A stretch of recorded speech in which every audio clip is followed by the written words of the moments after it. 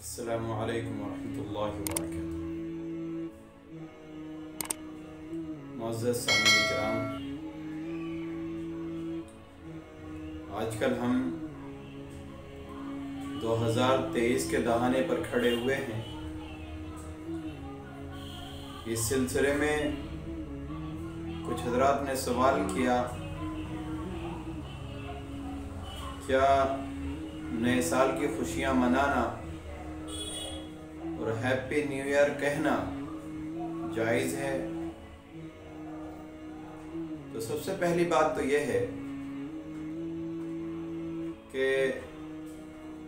نئے سال کی خوشی منانا یا ہیپی نیو ایئر کہنا یہ اسلامی تعلیمات نہیں ہے،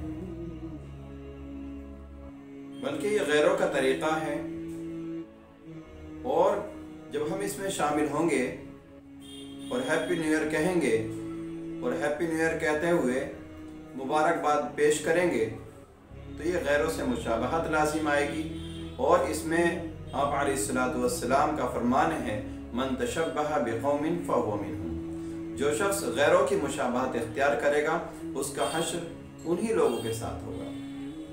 تو اس لیے مکروہ ہے من تشبہ بقوم فہو منہم کے تحت۔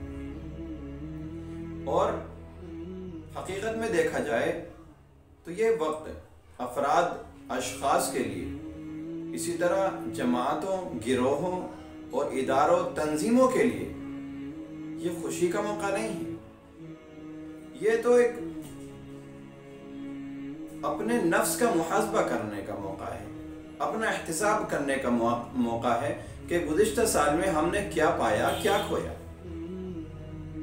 ہم نے کتنے لوگوں کے حقوق ادا کیے اور کن کے حقوق ہمارے اوپر رہ رہے ہیں، گزشتہ سال کی ہم نے زکوٰۃ ادا کی یا نہیں کی، گزشتہ سال ہمارے اعمال میں کتنی کوتاہی ہوئی۔ تو یہ چیز دیکھنی ہے، اصل اس موقع پر ان چیزوں کا حساب لگانا ہے، اور جو کوتاہیاں چل رہی ہیں اور کوشش کریں کہ وہ کوتاہیاں آگے اور آئندہ ہم سے سرزد نہ ہوں، ان سے توبہ کریں، اور جو حقوق ہمارے اوپر رہ رہے ہیں ان کو ادا کرنے کی کوشش کریں۔ تو یہ ہیپی نیو ایئر کہنا، خوشی منانا اور مبارکباد پیش کرنا نئے سال کی، یہ ہمارا طریقہ نہیں ہے۔ اور یہ وقت ہے، اللہ تبارک و تعالیٰ نے وقت کو بڑا قیمتی سمجھانے کی کوشش کی ہے۔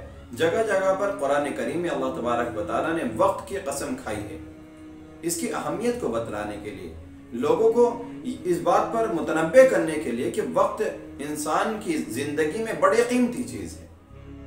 کہیں پر اللہ تبارک و تعالیٰ فرماتے ہیں والعصر، کہیں پر فرماتے ہیں والفجر، اور کہیں 10 راتوں کی قسم کھاتے ہیں ولیال عشر، کہیں صبح کے وقت کی والضحیٰ، کہیں رات کی قسم کھاتے ہیں اللہ تبارک و تعالیٰ واللیل۔ تو اللہ تبارک و تعالیٰ جو قسم کھا رہے ہیں اس کی اہمیت کو بتلا رہے ہیں کہ واقعی وقت جو ہے انسان کی زندگی میں بڑی اہم چیز ہے۔ اللہ تبارک و تعالیٰ کی جیسے دیگر نعمتیں ہیں، انہی نعمتوں میں سے ایک نعمت وقت ہے جو بڑی قیمتی ہے، بڑی بیش بہا ہے، جس کا بدل نہیں ہے۔ اگر انسان اس وقت کو ضائع کر دے تو اب اس کا بدل نہیں مل سکتا۔ اس لیے وقت کے بارے میں بڑا سوچ سمجھ کر قدم رکھنا چاہیے۔ روپیہ پیسہ ہوتا ہے تو وہ لوگ ضائع کرتے ہیں جن کے پاس مال دولت ہوتی ہے، لیکن وقت ایسی چیز ہے جس کو وہ لوگ بھی ضائع کرتے ہیں جن کے پاس مال دولت نہیں ہوتی۔ جس کے پاس مال دولت ہوتی وہ بھی وقت کو ضائع کرتے ہیں، اہل علم بھی وقت کو ضائع کرتے ہیں، جن کے پاس علم نہیں ہوتا، ناواقف ہوتے ہیں، وہ بھی وقت کو ضائع کرتے ہیں۔